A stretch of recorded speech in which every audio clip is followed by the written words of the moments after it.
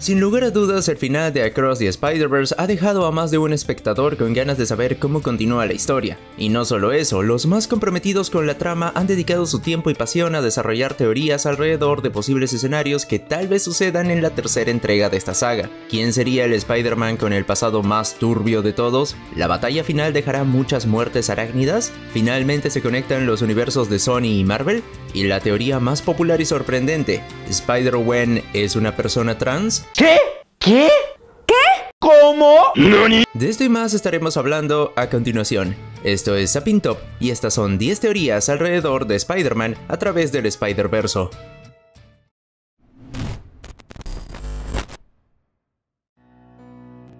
Desde hace ya un buen tiempo hemos entrado en la etapa multiversal de Marvel Studios, con algunos aciertos y desaciertos en el camino, pero nos encontramos en medio de esta nueva saga. Pues bien, muchos creen que finalmente las dos compañías, Marvel Studios y Sony, han decidido apuntar en un mismo rumbo y trabajar lado a lado dentro de sus producciones fílmicas, siendo un ejemplo de esto Spider-Man Across the Spider-Verse. Algunos comentan que ambos estudios han estado trabajando para interconectar todos sus proyectos en un solo universo. Incluso con esto veríamos su versión live action en el MCU, o al menos apoyado en este universo. Debido a esto es que dentro de Across the Spider-Verse se nos revela la misma línea de tiempo que vimos en Loki, la sagrada línea temporal, pero en base a ella es que nos centramos en el Spider-Verso, una ramificación específica e igual de intrincada. Por otro lado, algunos se quejaban de que dentro de la serie de Loki nadie mostraba este efecto de glitch, pese a tener variantes, pero a finales de 2022 se filtró el tráiler de Loki temporada 2, donde podemos ver cómo el dios nórdico comienza a sufrir el glitch molecular. Y esto puede deberse a que antes solo se movía de forma segura entre realidades, y ahora parece haber pasado mucho tiempo fuera de su universo. Dentro de esta secuela animada todos quedamos sorprendidos de conocer la versión malvada de nuestro protagonista. Este Miles Merodeador es presentado como aquel que creció sin su padre y sin el apoyo de Peter Parker, y solo teniendo el mundo criminal para acompañarlo. Nos queda claro que todo esto termina sucediendo debido a que aquella araña que mordió a Miles en el universo 1610 se suponía debía morder al Miles del universo 42. Y todo ocurre como nos plantea la película, pero existe una teoría de cómo debió darse las cosas, y la primera cinta podría sustentar esto. Por un lado se cree que dentro de la Tierra 42, la araña tal vez pudo morder a ese Miles, ya que en algunos fotogramas del Plan de la Mancha se puede ver cómo estos dos están juntos, pero además, muchos creen que estas dos versiones de Miles han intercambiado destinos, siendo que el villano debió ser mordido y convertirse en héroe, mientras que el Miles del 1610 debía convertirse en el merodeador. Esto tiene un sustento en la primera película, ya que cuando Miles y Peter se ven por primera vez, sus sentidos arácnidos se activan, y de fondo podemos ver cómo Miles tiene los colores verde y violeta, colores del merodeador. Pero en instantes, estos colores cambian a rojo y azul, demostrando que su destino cambió, y ya no es el convertirse en un villano. Como sabemos, el Miles de Tierra 42 es un villano, cambiando de esta forma su origen, donde la araña responsable de convertirlo en Spider-Man fue transportada a la Tierra 1610. Pero si la araña lo hubiera mordido, ¿entonces sería bueno? Pues sí y no, ya que el Miles de Tierra 42 sí hubiese obtenido sus poderes, pero según la regla del canon, la muerte de un ser querido de Spider-Man siempre es un punto de inflexión en la vida de este personaje, y pues el padre de Miles 42 sería el detonante de esto.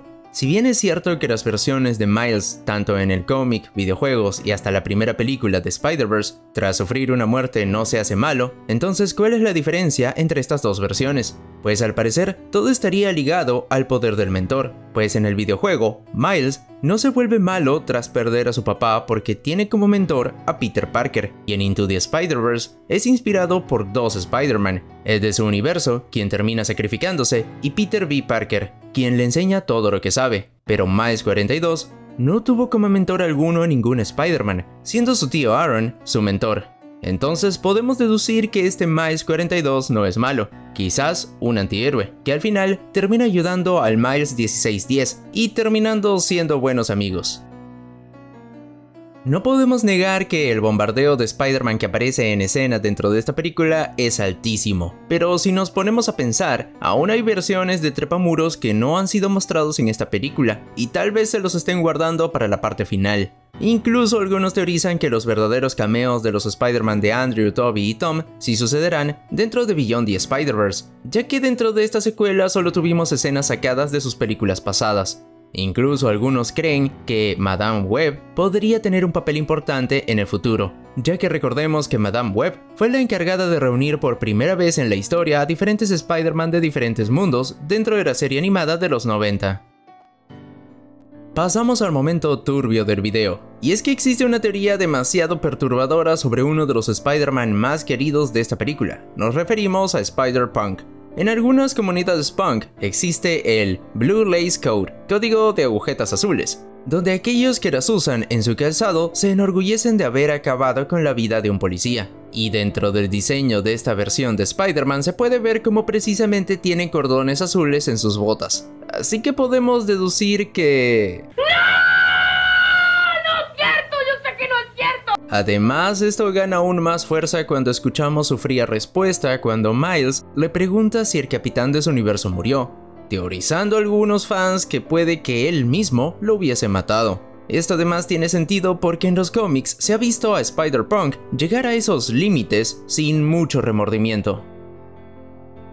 Otro momento impactante de la cinta llega en la recta final, al ver cómo Miles llega al mundo original de la araña que lo mordió, donde no hay un Spider-Man, la ciudad parece estar en caos y claro, su versión de esa tierra es un criminal. Estando atrapado por su tío y su versión malvada, no podemos imaginarnos cómo es que podría escapar, ya que tiene todo en su contra. La cinta nos deja pensando que Miles usará sus poderes para poder librarse de sus ataduras, pero de hecho, esto es algo que otro hombre araña ya ha hecho. Dentro de la primera cinta, en los primeros minutos, nuestro protagonista intenta lidiar con Peter B. Parker y precisamente lo termina atando a un saco de boxeo, una situación que se repite nuevamente, por lo que muchos creen que tendremos una referencia directa a esta escena. En un punto donde la mancha parece conectar su mente con la de Miles, podemos ver cómo este arácnido personaje puede conocer todo el plan de este villano, pero además podemos apreciar algunos cuadros que parecen predecir el futuro, desde la muerte del padre de Miles hasta una escena donde está la mancha volando por el aire con un montón de Spider-Man en el suelo, derrotados o incluso muertos. Es por ello que algunos tienen la idea que dentro de esta tercera película tendremos una batalla gigantesca para detener a este villano. Ya no solo sería un enfrentamiento entre la Mancha y el Team Gwen, sino contra prácticamente todo el Spider-Verso. Pero claro, esto también significaría la pérdida de muchas arañas. A muchos sorprendió ver el universo de Venom dentro de esta película. Y un tema recurrente en las discusiones geek es cómo a Sony le falta su propia versión de Spider-Man en el universo del simbionte. Es así como muchos fanáticos han sugerido por mucho tiempo que tanto el Spider-Man de Andrew o Tobey podrían revelarse como el héroe de este universo. Sin embargo, Across the Spider-Verse refutaría esta idea, revelando que el Venomverse tiene lugar en la Tierra 838. Por el contrario, el Spider-Man de Tobey Maguire existe en la Tierra 96283 y el Spider-Man de Andrew Garfield existe en la Tierra 120703. Así que ninguno de estos Spider-Man existe en este mundo, dejando a la franquicia todavía queriendo su propia variante de Spider-Man. Durante la película podemos ver cómo Miguel O'Hara, nuestro Spider-Man 2099, presenta rasgos monstruosos, donde muchos han saltado de sus asientos para clavarle un estaca al corazón a este supuesto vampiro. Pero recordemos que dentro de los cómics, el personaje no es un vampiro, sino que sufre de una especie de mutación-enfermedad muy específica. O'Hara, en sus comienzos tuvo que crear un suero a base de veneno de araña para poder contrarrestar los efectos de una sustancia que tenía en su cuerpo. Este suero creado le daría sus poderes, pero estos serían demasiado para su cuerpo, dándole precisamente esos colmillos y las garras en la punta de los dedos, así como más poderes.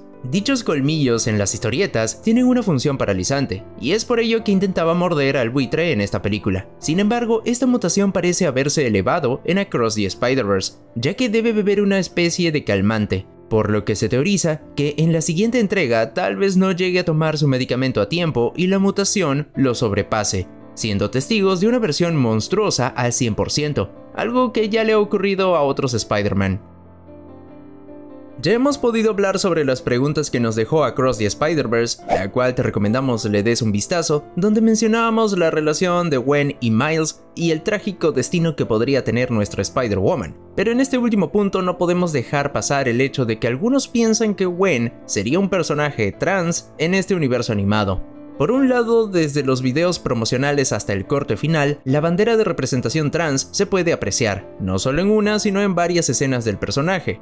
Asimismo, la paleta de colores rosa y celeste, que precisamente se ven en la bandera, son los tonos principales de todo el mundo de esta Spider-Woman. Algunos lo ven como una coincidencia demasiado grande para ser casualidad, mientras que otros lo ven como un detalle propio del personaje en apoyo a esta comunidad y nada más. ¿Qué es lo que tú crees? Y antes que te vayas, ¿qué otra teoría es la que tú tienes? ¿Crees que alguna de estas se vuelva realidad? Déjanoslo saber en los comentarios. Esto fue Zapping Top. Terminamos transmisión.